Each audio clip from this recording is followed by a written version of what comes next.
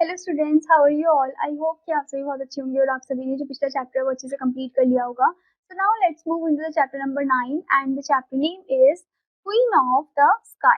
Now let's start the story. So the first over here is basically the story is based on the dialogue 1। तो dialogue के form में ही दी गई। ठीक है, तो पहले इंटरव्यूअर जो है वो बोलता है, पूछता है, why did you want to be a pilot when there were no women pilots.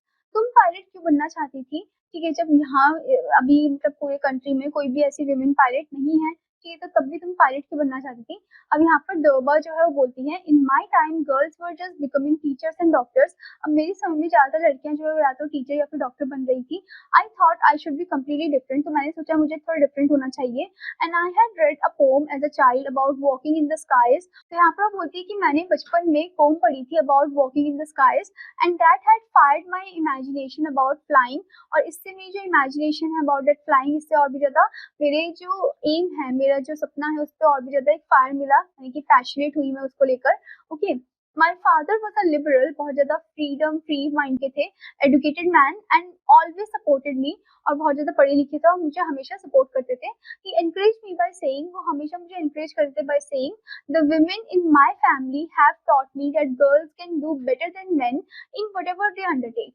तो यहाँ पर उनके पापा उन्हें बोलते हैं कि जो विमेन है हमारी फैमिली में, ठीक है, वो हैव टॉट मी, मतलब उन्होंने मुझे सिखाया है कि जो गर्ल्स है वो बहुत अच्छा कर सकती है मेन से भी।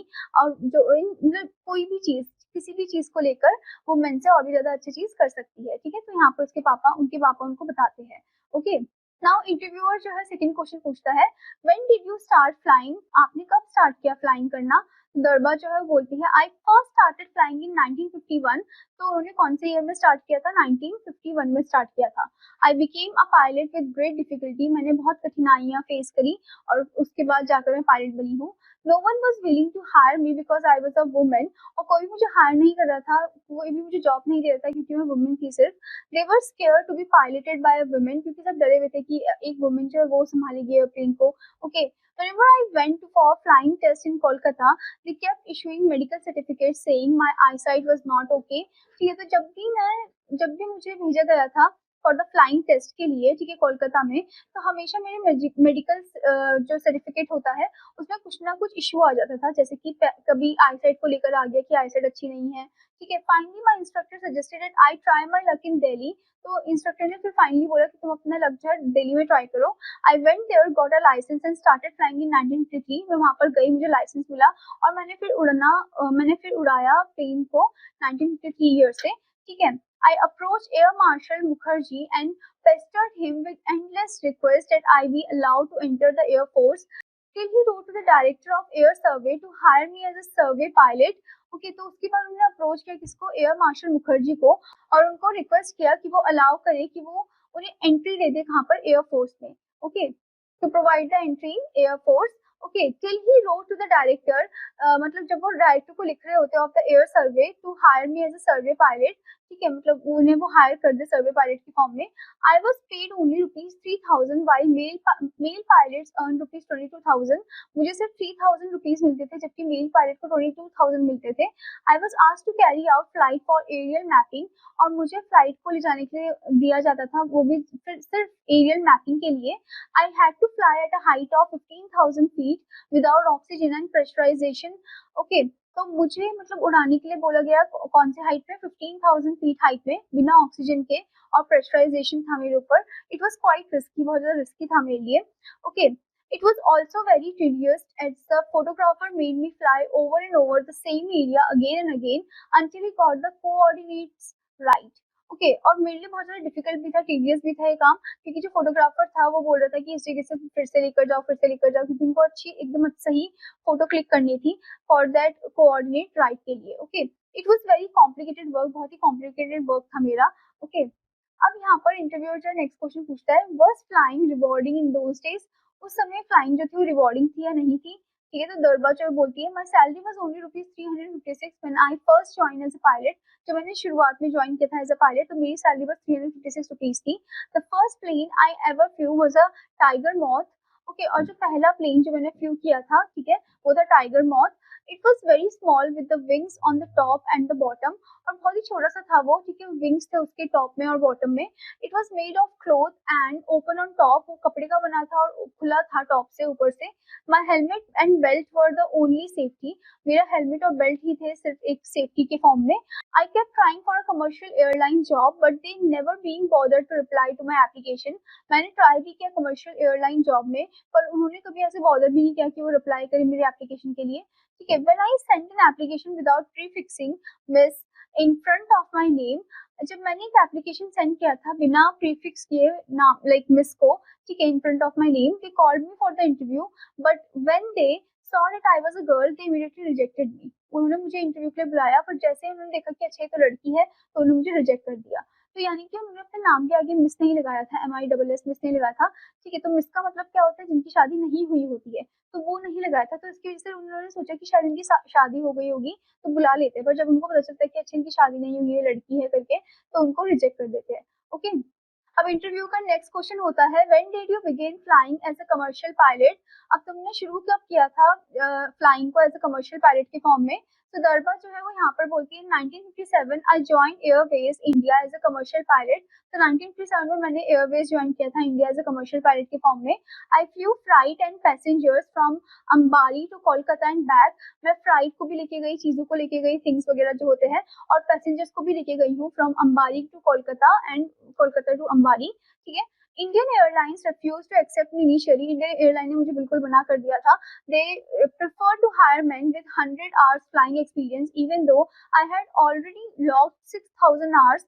It was only in 1996 that I finally joined IA।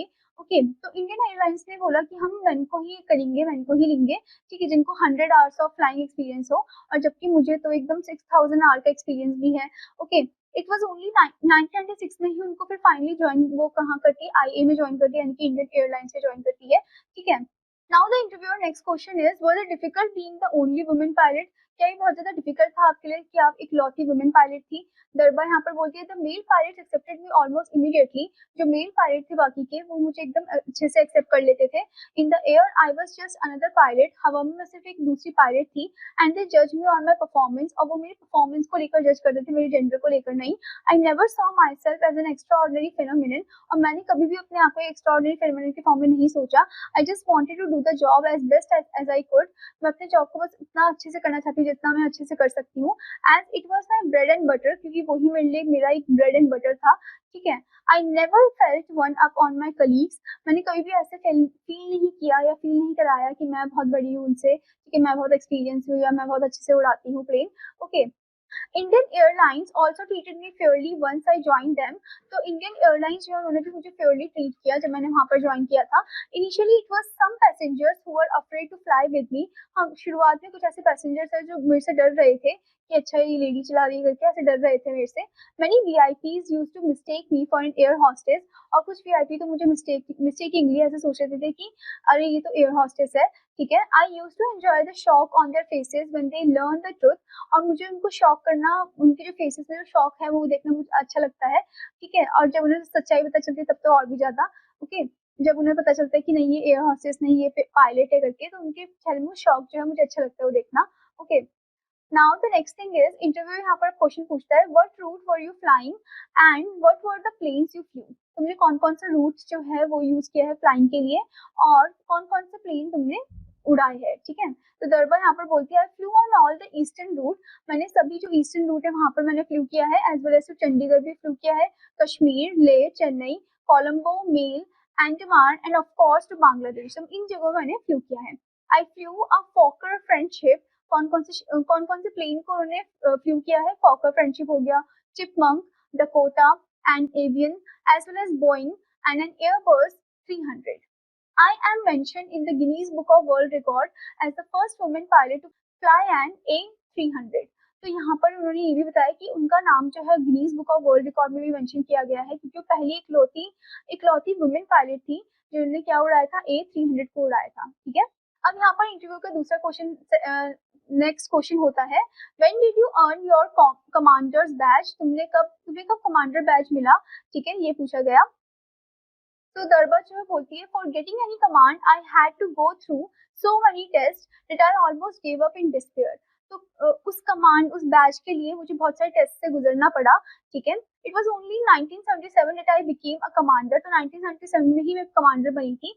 And as captain Durba Banerjee, और कैप्टन दर्बा बनर्जी के नाम से जानी गई, I went to the US as the Indian representative at the world lady pilot association gathering. मैं यूएस भी गई थी, ठीक है, एज द इंडियन रिप्रेजेंटेटिव के फॉर्म में, और कहाँ पर, world lady pilot association gathering में, ओके। अब इंटरव्यू का नेक्स्ट क्वेश्चन होता है, which are some of your most memorable flight, कौन सी आपकी बहुत ही मोस्ट मेमोरेबल फ्लाइट रही है। तो यहाँ पर दरबा बोलती है, my first solo flight when my sister and I flew alone to Delhi to attend the international fair and my heart was bursting with joy. मेरी पहली जो सोलो फ्लाइट थी, जो मैंने अकेले ही उड़ाया था, और मेरे साथ मेरी सिस्टर थी, मेरी बहन थी, एंड आई फ्लू अलोन, मतलब मैंने अकेले ही दिल्ली की तरफ उड़ाया, क्या अटेंड करने के लिए, इंटरनेशनल फेयर अटेंड करने के लिए। और उस समय मेरा जो दिल था खुशी से पूरा भरा हुआ था। I felt I had finally achieve my dream, और उस समय मुझे लगा कि मैंने अपने सपने को फाइनली अचीव कर लिया है। I also remember flying DC-3 in Arunachal Pradesh to drop food packet, और मुझे वो भी याद है कि मैंने DC-3 को भी उड़ाया है अरुणाचल प्रदेश में, और वहाँ पर फूड पैकेट को मैंने ड्रॉप किया है। I apply to the government for flying food and ammunition to soldiers during the Sino Indian India China war. तो मैंने अप्लाई भी किया गवर्नमेंट को कि मुझे यहाँ पर उड़ा दी, मतलब मुझे प्लेन दिया जाए ताकि मैं वहाँ पर उड़ा सकूँ उसे, ठीक है, और फूड वगैरह पहुँचा सकूँ, एम्यूनेशन पहुँचा सकूँ सोल्जर्स के लिए, ठीक है। और कहाँ पर, कब की टाइम है, कब की बात हो रही है, साइनो इंडियन या इंडिया चाइना वॉर की बात हो रही है, ठीक है। I remember the anguish of the soldiers who were starving. मुझे याद है कि कितना ज्यादा गुस्सा था उनके चेहरे में, सोल्जर के चेहरे में, जब वो बहुत ज्यादा स्टार्व कर रहे थे, बहुत ज्यादा भूखे थे। I didn't even have my uniform on, और उस समय मेरी यूनिफॉर्म भी नहीं था मेरे पास। आई जस्ट वोर अ सलवार कमीज, मैंने सिर्फ सलवार कमीज पहन रही थी। And when we landed for fuel in a small town, जब हम एकदम से छोटे से टाउन में फ्यूल के लिए जब हम लैंड कर रहे थे, people were surprise to see me as they thought we might be spies. और लोग जो थे वो एकदम से मुझे देखकर सरप्राइज हो गए थे, क्योंकि उनको लगा कि हम कोई स्पाई हो सकते हैं। Another time I remember racing against the clock as we were flying with a marriage party on board। और दूसरा टाइम मुझे याद है कि हमें एकदम से जल्दी पहुंचना था, ठीक है, और हम एक मैरिज पार्टी को ले जा रहे थे। Okay, we landed at an air force base, हम एयरफोर्स बेस पे लैंड हुए थे at the nick of time, एकदम से before the auspicious hour of the wedding pass, मतलब वो टाइम पास ऑन होने से पहले, ठीक है। अब इंटरव्यू का नेक्स्ट क्वेश्चन है, एनी डिजास्टर और स्कैरी मूवमेंट, कोई डिजास्टर हुआ है आपके साथ या कोई स्कैरी मूवमेंट। तो यहाँ पर डरवा बोलती है, I remember landing without communication aids in the paddy field in dense fog in Cooch Behar. Okay, in Cooch Behar. So यहाँ पर बोलती है कि मुझे याद है कि हमने लैंड किया था बिना कम्युनिकेशन एड के, ठीक है, वो भी पैडी फील्ड में, और बहुत ज्यादा डेंस फॉग था, मतलब फॉगी फॉगी एनवायरमेंट था।